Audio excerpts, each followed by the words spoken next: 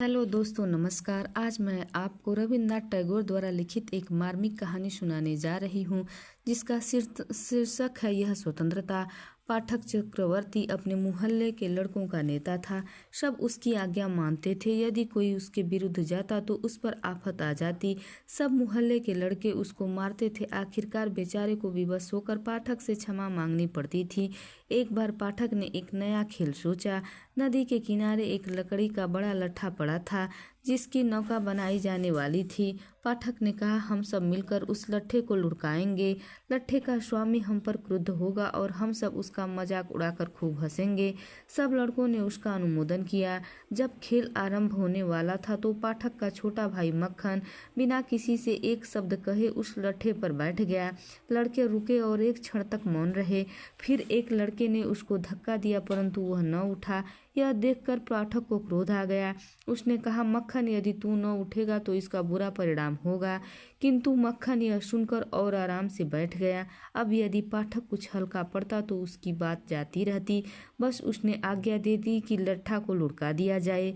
पाठक की आज्ञा पाते ही लड़के 1 2 3 कहकर लट्ठे की ओर दौड़े और सबने जोर लगाकर लट्ठे को धकेल दिया। लट्ठे को फिसलता और मक्खन को गिरता देखकर लड़के बहुत प्रसन्न हुए, किंतु पाठक कुछ भयभीत हुआ, क्योंकि वह जानता था कि इसका परिणाम क्या होगा। मक्खन पृथ्वी पर से उठा और पाठक को लातों और घूंसे मारकर घर की ओर रोता हुआ चल दिया। पाठक को लड़कों के सामने इस अपमान का बहुत खेद हुआ। वह नदी किनारे मुंह हाथ धोकर बैठ गया और घास तोड़ तोड़कर चबाने लगा। इतने में एक नौका वहां पर आई, जिसमें एक अधेड़ आयु वाला व्यक्ति बैठा था। उस व्यक्ति ने पाठक के समीप आकर मालूम किया, पाठक चक्रवर्ती कहाँ रहता है।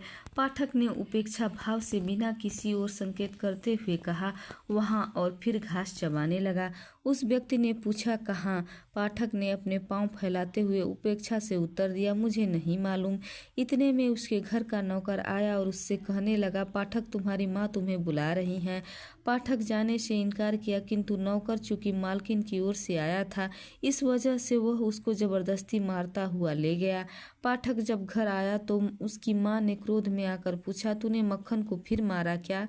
पाठक ने उत्तर दिया, नहीं तो तुमसे किसने कहा? माँ ने कहा, झूठ मत बोलो, तूने मारा है। पाठक ने फिर उत्तर दिया, नहीं, यह बिल्कुल असत्य है, तुम मक्खन से पूछो। मक्खन चूंकि कह चुका था कि मुझे मारा है, इसलिए उसने अपने शब्द कायम रखे और दोबारा फिर कहा, हाँ हाँ, तुमने मारा है। यह सुनकर पाठक को क्रोध आया और मक्खन के समीप आकर उसने मारना आरंभ कर दिया। उसकी माँ ने उसे तुरंत बचाया और पाठक को मारने लगी। उसने अपनी माँ को धक्का दे दिया। धक्के से फिसलते हुए उसकी माँ ने कहा, अच्छा, तू अपनी माँ को भी मारना चाहता है। ठीक उसी समय वह अधेड़ आयु का व्यक्ति घर में आया और कहने लगा, क्या किस्सा है? पाठक की माँ ने पीछे हटकर आने वाले को देखा और तुरंत ही उसका क्रोध आश्चर्य में परिवर्तित हो गया, क्योंकि उसने अपने भाई को पहचाना और कहा, क्यों दादा, तुम यहाँ कैसे आए? फिर उसने नीचे को झुकते हुए उसके चरण छुए। उसका भाई विश्वंभर उसके विवाह के पश्चात बंबई चला गया था। वह व्यापार करता था। अब कलकत्ता अपनी बहन से मिलने आया, क्योंकि बहन के पति की मृत्यु हो गई थी। कुछ दिनों तो बड़ी प्रसन्नता के साथ बीते। एक दिन विश्वंभर ने दोनों लड़कों के पढ़ाई के विषय में पूछा। उसकी बहन ने कहा, पाठक हमेशा दुख देता रहता है और बहुत चंचल है, किंतु मक्खन पढ़ने का बहुत इच्छुक है। यह सुनकर उसने कहा, मैं पाठक को बंबई लेकर जाऊंगा।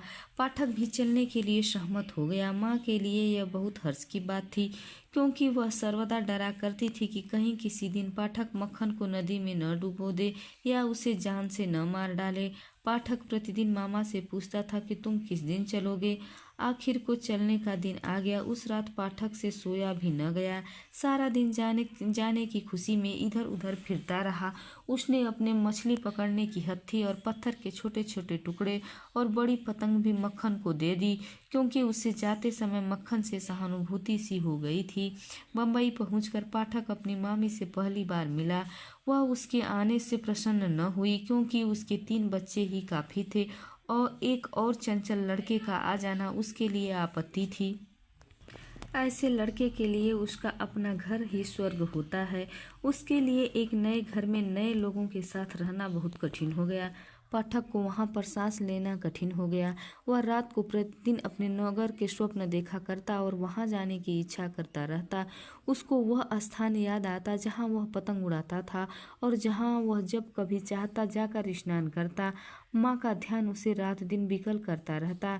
उसकी सारी शक्ति समाप्त हो गई। अब स्कूल में उससे अधिक कमजोर कोई विद्यार्थी न था।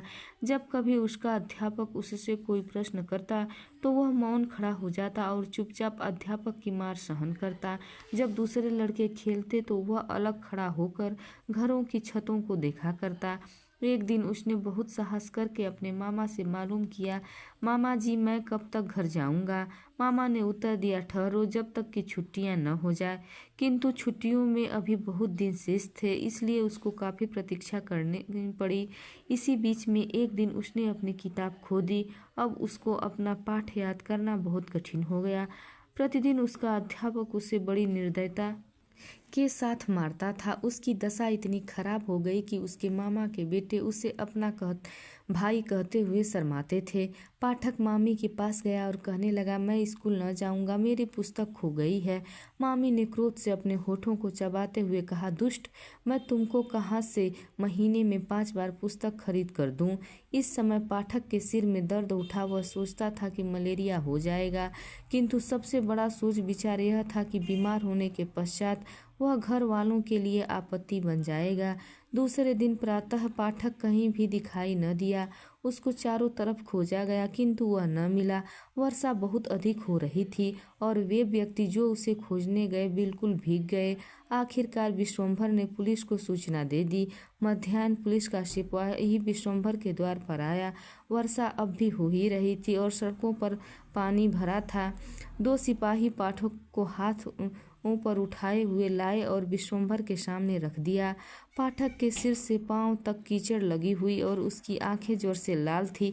विश्वम्भर उसको घर के अंदर ले गया। जब उसकी पत्नी ने पाठक को देखा तो कहा, यह तुम क्या आपत्ति ले आए हो? अच्छा होता जो तुम इसको घर भिजवा देते।